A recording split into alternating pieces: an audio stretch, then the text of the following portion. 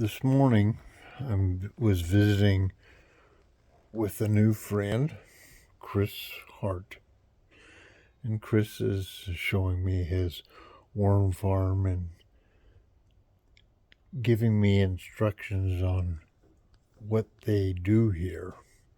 And this is farming unlike anything that my family farmed.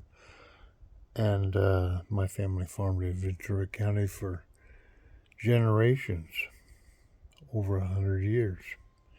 And I thought I knew something about farming, but the biology, the chemistry, this is all different.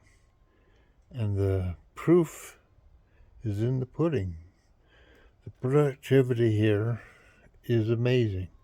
In this small space, they grow more food than anything in Mariposa County. And we've got 8 greenhouses up here.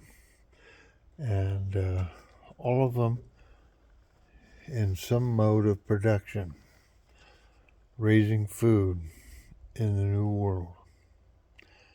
Climate change is a big part of that story too, but we're going to get into that later.